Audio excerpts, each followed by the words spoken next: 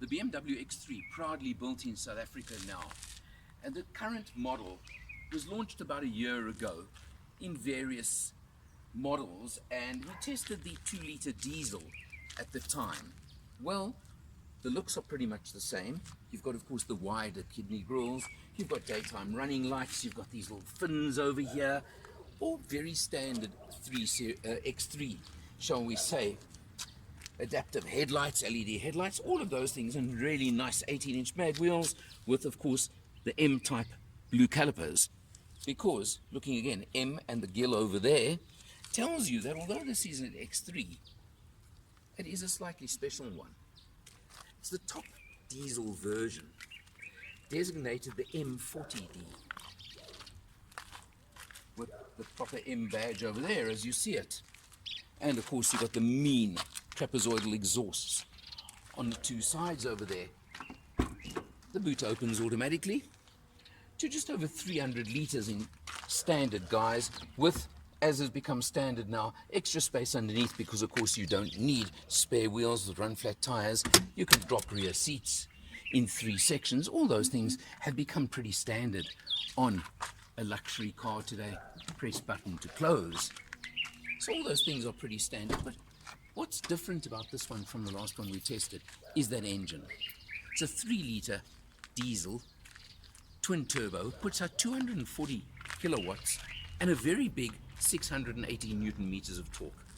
And that's what makes the drive pretty different and pretty special in this particular version.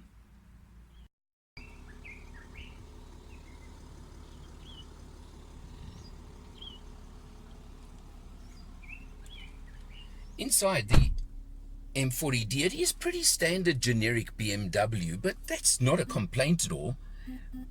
It's just the absolute facts. And of course you've got the instrumentation over there in the center. What I did find quite interesting was when I used the navigation today, this car may not have heads up, but it does give you navigation instructions inside the ref counter here as well, which is close to a heads up and certainly works nicely. Of course you can scroll through various information as standard on all of these. You can see you can change radio stations over there, and you can do all of these different things on the steering wheel and on the multifunction steering wheel.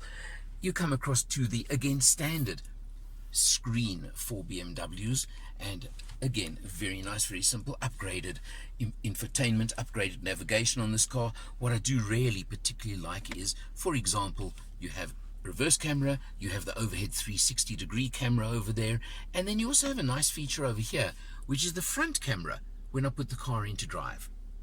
Very useful for parking situations, etc., and certainly makes driving pretty easy. Talking about putting it into reverse and forward, you've got the standard BMW 8-speed automatic gearbox, smooth as anything. They always are, they always will be, and they are pretty special gearboxes. The standard pistol grip to change it. And then if you look at the center screen, when I press these buttons over here, so the standard 8-speed transmission has, of course, Eco mode, which shows you over there as you press it, and you can go into comfort, which I've been driving it in most of this test, or sport, and you can have sport standard or sport plus, or even set up individual as you want. Very typical BMW. I've used sport mode a few times, and it is pretty useful, pretty fun, and a nice mode to use. Another feature I want to show you is we've done about 450 kilometers on this test, and the fuel economy is something I think that's pretty impressive, because we did an open road cruise as well, but we've been averaging 7.3 liters per 100 kilometers for the entire test period, which is open road and quite a bit of commuting duty. So I would say that's very much a figure that anybody could achieve in this car, and in fact I think quite easily done. You've got down here, you've got your standard charging, conductive charging if you want it over here on the car as well, and of course your controller here for your navigation, stroke infotainment system, etc. The test car we're in has got the dual panoramic sunroof over here, the front piece that can open, and the back piece over there with just a shade that will close at the press of a button. So you've got that over there. You've got the individual upholstery. You can see the brownish colored upholstery over here, which again is pretty standard, and electric adjustment on the seat. So all these features on the car. Now, of course, like any BMW, you've got to be very careful when you start playing with the options list on the car, because otherwise the price can run away from you a little bit.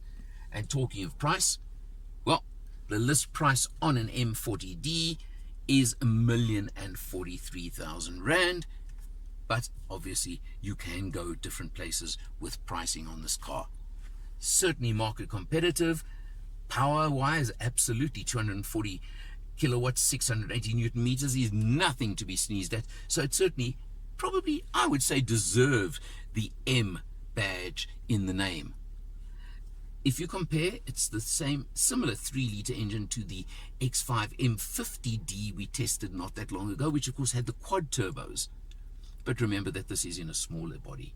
So interesting would be, I don't have a direct comparison, but to look at power to weight ratios between the two.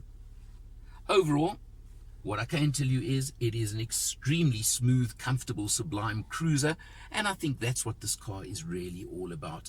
Whether you're in traffic, freeway, or open road driving, it is very smooth, very comfortable, and I've got to tell you, is not really afflicted by the slightly hard ride that you do get, for example, in its 3 Series brother. So if you prefer a slightly more cushioned ride, 3 Series to X3 could be an interesting choice for you. There's a plethora of options and opposition on the market. We know all of them from most brands, and especially from the premium German brands. So again, I say this often, you've got to decide which brand you want to be loyal to, and that's certainly a choice only you can make. But I've got to say, I've enjoyed the test on this one.